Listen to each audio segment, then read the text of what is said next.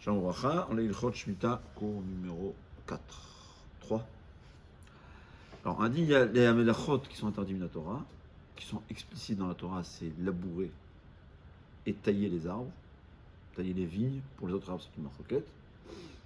Tout le reste, c'est des toladot, c'est ce qu'on déduit, qui sont assour midarabanan. C'est quoi la différence?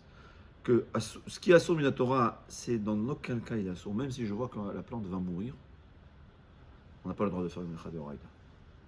Par contre, tous les autres melachot de Rabbanan, si pour sauver les arbres ou sauver les fruits, ça sera permis.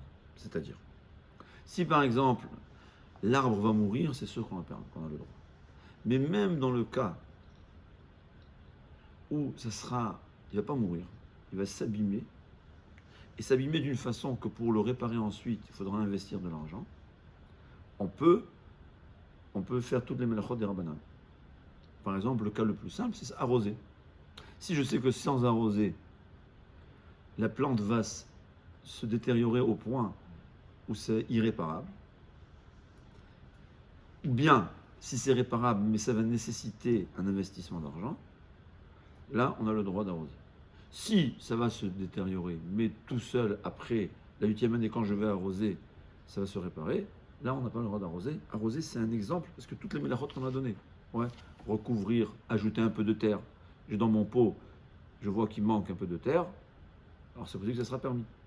Chazon Ish ramène en fait une marloquette. Il y a qui disent parmi les rishonim que c'est seulement arroser qui est permis, mais pas tous les autres melachot. Mais le Chazon Ish dit, étant donné que d'après le Rash et le Rambam, on a le droit de faire toutes les melachot des Rabbanan pour éviter un dégât, ils disent aujourd'hui que Shemitah des Rabbanan, ça fait que des Rabbanan des Kula. Parce que le Chazon Ish tranche, donc on peut faire toutes les melachot. Le Chazon Ish, ce qui vient, il est Mechadesh, il dit aussi, c'est pas seulement si l'arbre va mourir, c'est même si les fruits vont mourir. Ouais, c'est une marloquette. Chazon Ish a tranché, aujourd'hui en Eretz, en tout cas le Torah, on fait Chazon Ish, c'est celui qui a renouvelé cette mitzvah. Sans le Chazon Ish, c'est pas si bien il aurait fait Shemitah. Toi, c'est celui qui a écrit le plus important dans Ilchot Shemitah et Ilchot Zraïm, c'est le Chazon Ish. Donc il dit, lui, il tranche que même si ça va détériorer les fruits, que ça vient détériorer les fruits, partie importante. C'est-à-dire, Vadaï, il y a ce qu'il a écrit, mais il y a aussi ce qu'il avait dit oralement. C'est pas exactement, on ne sait pas combien exactement. En tout cas, c'est sûr que si la majorité des fruits vont s'abîmer, que ça veut dire majorité, ça peut être en qualité ou en quantité.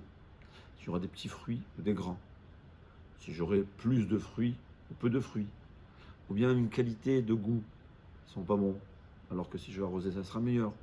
Mais ce que ça veut dire, c'est quelque chose qui est abstrait, on ne peut pas savoir combien. Ça veut dire, on va dire, un dégât important. Pour éviter un dégât important, on a le droit d'arroser, ou toutes les autres melachot qui sont des rabbanan. De même, il dit, même si par exemple, grâce aux melachot que je vais faire, il y aura plus de fruits, sans ça, il y aura que 10% de fruits. Et maintenant, je vais faire certaines melachot pour rajouter, pour qu'il y ait beaucoup plus de fruits.